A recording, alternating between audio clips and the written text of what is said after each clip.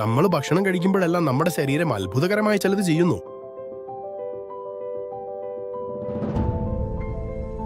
ആമാശയത്തിനുള്ളിൽ വെച്ച് ഭക്ഷണം വിഘടിക്കപ്പെടുന്നു. ചെറിയ പഞ്ചസാര തരികൾ രക്തത്തിലേക്ക് ഒഴുകുന്നു. ആ പഞ്ചസാരയെ നമ്മുടെ കോശങ്ങളിലേക്ക് എത്തിക്കാൻ പാൻക്രിയാസ് ഇൻസുലിൻ പുറപ്പെടുവിക്കുന്നു. ഇൻസുലിനെ പഞ്ചസാരയ്ക്ക് കോശങ്ങളിലേക്ക് കടക്കാൻ വാതിൽ തുറക്കുന്ന ഒരു സഹായിയായി കരുതുക. അവിടെ അത് ഊർജ്ജമായി മാറ്റപ്പെടുന്നു. എന്നാൽ ആധുനിക ഭക്ഷണം വേഗത്തിലാ വരുന്നത്, വളരെ വേഗത്തിൽ.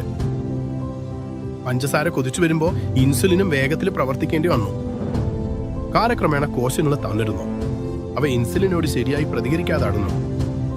കോശങ്ങളുടെ വാതിലുകൾ സാവധാനത്തിലാവും. ചില വാതിലുകൾ തുറക്കുന്നില്ല. ഇത് കോശത്തെ ദോഷകരമായി ബാധിച്ചേക്കാം. ഒരു ദിവസം പാൻക്രിയാസിന് ഇതിനൊപ്പം എത്താൻ കഴിയാതെ വരുന്നു. പഞ്ചസാര രക്തത്തിൽ തന്നെ അവശേഷിക്കുന്നു. ഈ സമയത്താണ് പ്രമേഹം പ്രത്യക്ഷപ്പെടുന്നത്. പ്രശ്നമുണ്ടാകുന്നതുവരെ നമ്മൾ കാത്തിരിക്കണോ, അതോ പ്രതിരോധത്തിന് സഹായിക്കുന്ന ഒരു നിത്യസഹായിയെ തെരഞ്ഞെടുക്കണോ? ഐക്കോഫി നിർമ്മിച്ചിരിക്കുന്നത് സലാസിയ ഉപയോഗിച്ചാണ്. ആരോഗ്യകരമായ ഉപാപചയ പ്രവർത്തനങ്ങളെ സഹായിക്കുന്ന ഒരു ആയുർവേദ സസ്യമാണിത്.